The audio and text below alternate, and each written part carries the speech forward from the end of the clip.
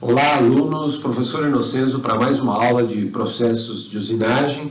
Na aula de hoje nós vamos falar um pouco de sistema de coordenadas, né?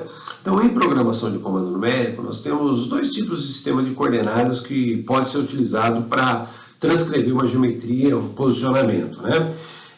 O primeiro é o sistema de coordenadas absoluto, né, onde a origem é fixa num ponto, né, que, semelhante aqui ao meu desenho, tem uma origem aqui que é o 00 do sistema, né, esse ponto sempre vai ser o ponto zero, nesse caso, e aí existem outro sistema, que é o sistema incremental, que essa origem ela é flutuante, tá? Então, assim, nós vamos tratar somente de sistema de coordenadas absoluto, né, ou seja, o zero vai ficar num determinado ponto. Para determinar aí os eixos na máquina de comando numérico, nós usamos a regrinha da mão direita, né? A regrinha da mão direita, onde nós temos o eixo X, né? O eixo Y e o eixo Z, é o eixo que aponta para o eixo árvore. Então, como o torno, né, está disposto aí numa configuração onde, pela regrinha da mão direita, eu estou apontando o eixo Z para o eixo árvore, nós temos o seguinte, né? Que esse eixo aqui, ó, é o eixo Z, né? Aqui seria o Z negativo e aqui seria o Z positivo, né? E neste eixo aqui, ó, nós temos o eixo X. Nesse caso aqui, como a gente vai trabalhar com torre traseira, esse aqui é o X positivo e aqui seria o X negativo. Em algumas máquinas que trabalham com torre dianteira, esse X aqui, ó, ele vira positivo e esse negativo. Então, no nosso caso, o positivo vai estar na parte de cima. E para atorneamento, nós trabalhamos nesses quadrantes. Nesse quadrante e nesse quadrante aqui, ó. A gente não atravessa esses quadrantes aqui em função do torno trabalhar com um cilindro de revolução. Ou seja, a peça, ela gira em cima desse eixo Z aqui, ó. Então, ela gira, ela vira um sólido de revolução, né? Ela gira em cima desse eixo, então ela gera um espelho automaticamente na parte de baixo, tá? E a ferramenta ela tem que percorrer toda essa geometria aqui, ó, tá? Então, observe, eu fiz um desenho aí bastante simples, né, para a gente poder entender a questão aí das coordenadas. Eu tenho aqui uma peça com diâmetro de 60, ela está presa aqui no meu equipamento, na placa, diâmetro de 40, um chanfre de 2, aí tem um diâmetro de 20 e um raio de 5. Aí 20, 40, 60 o comprimento, tá? Então nós vamos percorrer toda essa geometria, né? Então, primeiramente, nós vamos fazer um posicionamento próximo da peça, né? Próximo da peça. Esse ponto aí é o ponto, nesse caso aqui, é o X0, né? X0. E o Z, nós vamos pegar aqui, ó, 60 mais uns 2 milímetros, Z62, tá? Seria esse ponto aqui. Nesse segundo ponto, já encostando na peça, chegando na geometria, né? Você vai falar, mas por que eu preciso fazer esse ponto de aproximação? Quando eu estou com material em bruto, eu não posso chegar com a ferramenta tirando todo o volume do material de uma vez só. Então eu preciso entrar com a ferramenta numa condição de corte. Por isso que nós fazemos um posicionamento bem próximo e depois a gente entra numa condição de cortar o material. Nesse ponto aqui, ó, nós temos aqui, ó, X0 e o Z passou a ser 60, ou seja, já pegou o comprimento total da peça aqui, ó. Aí nós vamos subir, chegar próximo aqui, ó, para contornar o raio, né?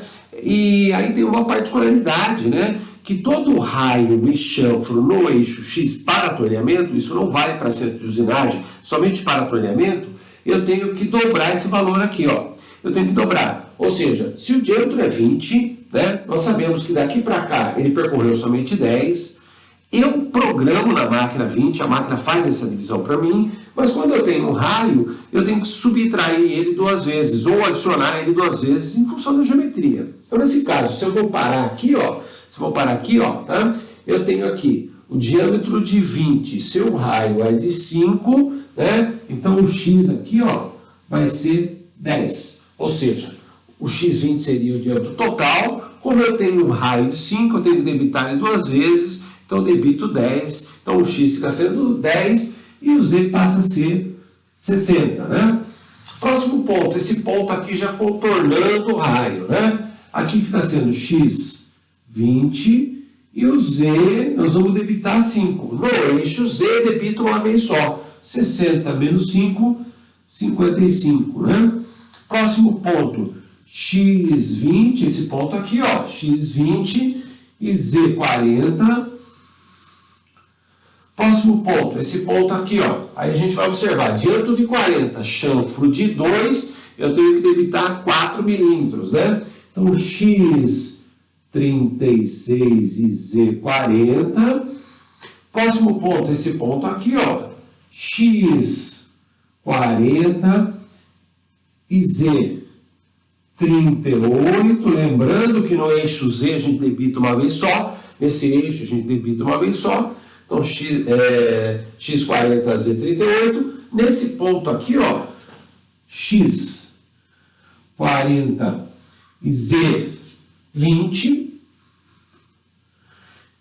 Nesse ponto aqui em cima, né, no último ponto aqui, X60 e Z20. Não posso, lembrando que eu não posso vir até aqui porque eu tenho um sistema de fixação. E aí eu vou entrar com a ferramenta no sistema de fixação.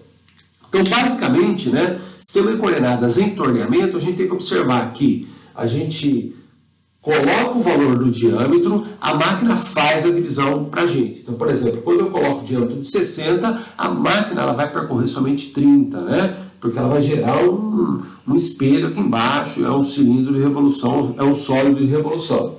Quando eu tenho chanfros e raios, eu debito ou adiciono ele 2 vezes o valor em função justamente dessa questão aí do cilindro de revolução, tá? Então, essa aula aqui foi para a gente ter uma ideia da questão do sistema de coordenadas, observando sempre que esse eixo aqui é o eixo Z, atravessou a origem para a direita é positivo, para a esquerda é negativo, nesse eixo aqui é o eixo X, no nosso caso, para cima é positivo, para baixo é negativo. Tá? E com isso eu consigo transcrever qualquer geometria para o equipamento. Né?